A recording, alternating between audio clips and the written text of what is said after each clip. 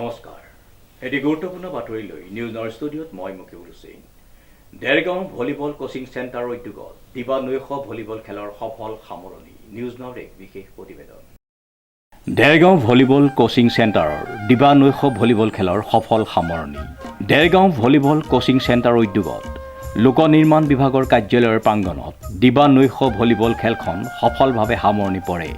14টা বছৰ গৰকা Dergaon volleyball coaching চেণ্টাৰৰ উদ্যোগত যোৱা 14 ডিচেম্বৰ তাৰিখে দেৰগাঁও সমজিলাৰ সদৰ দেৰগাঁও চহৰস্থিত লোক নিৰ্মাণ বিভাগৰ সহ অভিযন্তা কাৰ্যালয়ৰ অস্থায়ী খেলপথাৰত অনুষ্ঠিত দিবা নৈশ খেলখনত সৰ্বমুঠ 8টা দলে অংশগ্ৰহণ কৰে। দিবা নৈশ খেলখনত দেৰগাঁও বক্সিং ভলীবল কোচিং চেণ্টাৰে প্ৰথম আৰু দেৰগাঁও 3 নং গেট কোচিং চেণ্টাৰে দ্বিতীয় স্থান লাভ কৰে। এই দিবা নৈশ খেলখনত দেৰগাঁৱৰ সমাজ জীৱনৰ লগত জড়িত কেইবাজনো বিশিষ্ট ব্যক্তিক সম্বৰ্ধনা জনোৱা হয়। প্ৰথম আৰু দ্বিতীয় স্থানপ্ৰাপ্ত দলক নগদ ধন আৰু চলন্ত ট্ৰফি প্ৰদান কৰা হয়। এই খেলত শ্ৰেষ্ঠ খেলুৱৈ দীপাংকৰ ৰয়, শ্ৰেষ্ঠ লিফ্টাৰ চন্দন স্বৰ্গীয়াৰী, শ্ৰেষ্ঠ স্মেচাৰ হিমাংকু দাস বিচাৰকে বিবেচনা কৰি উলিয়াই আৰু বঁটা প্ৰদান কৰা হয়। খেলখন পৰিচালনা কৰে মিৰাজ আহমেদ, দৰ্পণ নেওগ, প্ৰকাশ বৰা আৰু সঞ্জীৱ কাকতিয়ে। দিবা নৈশ খেলখনৰ পুৱা পতাকা উত্তোলনে অনুষ্ঠান আৰম্ভণি কৰে দেৰগাঁও ভলীবল কোচিং চেণ্টাৰৰ সভাপতি সুজিত হাজৰিকা। বন্তি প্ৰজ্বলন কৰে গংগাধৰ বৰঠাকুৰ সোঁৱৰণত নাতি উত্তম বৰঠাকুৰ, গুৰুদেৱ সিং সোঁৱৰণী পুত্ৰ প্ৰদীপ সিং, হিৰুমণি গগৈ সোঁৱৰণত পত্নী মণিকা গগৈয়ে। খেলখন শুভাৰম্ভ কৰে গোলাঘাট জিলা সাহিত্য সভাৰ সভাপতি তফজ্জুল হক বৰবৰাই। খেল উদযাপন সমিতিৰ তৰফৰ পৰা সমাজৰ বিভিন্ন ক্ষেত্ৰত অৱদান থকা কেইবাজনো বিশিষ্ট ব্যক্তিক প্ৰদীপ বৰা, ৰঞ্জন ফুকন, প্ৰফুল্ল বৰা, কিৰণ নাথ, অজয় বৰা আৰু প্ৰশান্ত প্ৰদীপ হাজৰিকা, লাচিত বৰা, চাহাবুদ্দিন আহমেদ, সাগৰিকা বৰা, কৰুণা ৰাজবংশী, সাংবাদিক সত্যজিৎ হাজৰিকা, অপূৰ্ব শৰ্মা, বিদ্যান বৰদলৈ, নৱজ্যোতি ভৰালী আদি কৰি কেইবাজনকো সম্বৰ্ধনা জ্ঞাপন কৰে। দিবা নৈশ খেলখনত বঁটা প্ৰদান অনুষ্ঠানত উপস্থিত থাকে দেৰগাঁও সমজিলা আয়ুক্ত দামোদৰ বৰ্মন, দেৰগাঁৱৰ বিশিষ্ট সমাজসেৱক প্ৰদীপ খাদৰীয়া, দিলীপ আগৰৱালা, বিবেক বৰা আদি বিশিষ্ট ব্যক্তিসকল। দিবা নৈশ ভলীবল খেলখনি সফল ৰূপায়ণৰ ক্ষেত্ৰত যিসকল লোকে সহায় সহযোগিতা আগবঢ়ালে সকলোকে দেৰগাঁও ভলীবল কোচিং চেণ্টাৰৰ সভাপতি সুজিত হাজৰিকা আৰু সম্পাদক নয়নমণি বৈশ্যই সকলোকে ধন্যবাদ কৃতজ্ঞতা জ্ঞাপন কৰে।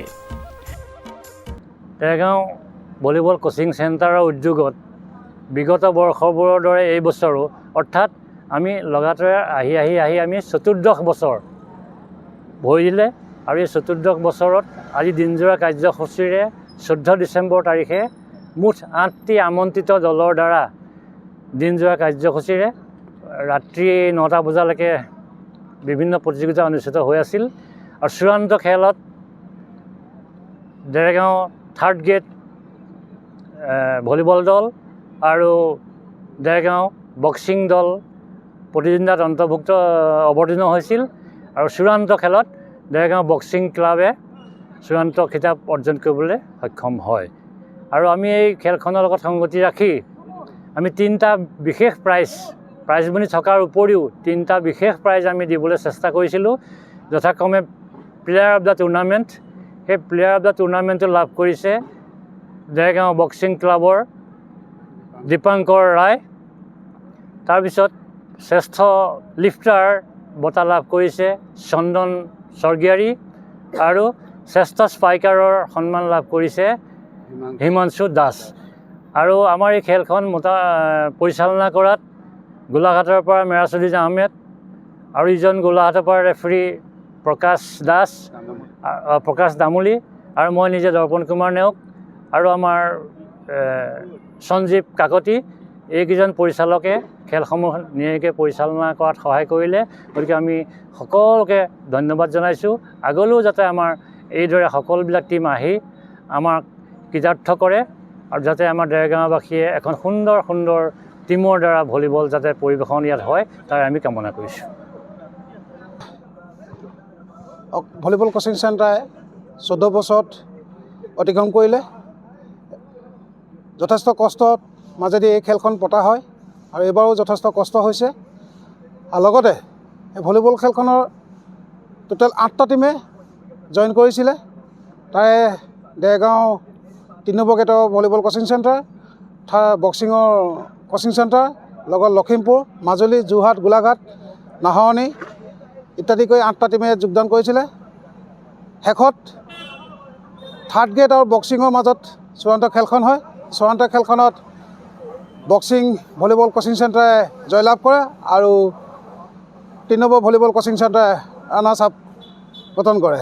আৰু বিশেষকৈ এইটো কাৰণে ভাল লাগিছে কাৰণ যথেষ্ট কষ্ট কৰি এই খেলখন পাতি আহিছিলোঁ আৰু আমাৰ বন্ধুসকলে মোক যথেষ্ট সহায় সহযোগ কৰিছে। লগতে আমাৰ যিকেইজন ৰেফাৰী সেইকেইজনেও মোক যথেষ্ট সহায় কৰিছে আৰু লগতে কেইবাজন ব্যক্তি প্ৰায় 40-50জন ব্যক্তিয়ে মোক যথেষ্ট সহায় কৰে এই খেলখনত।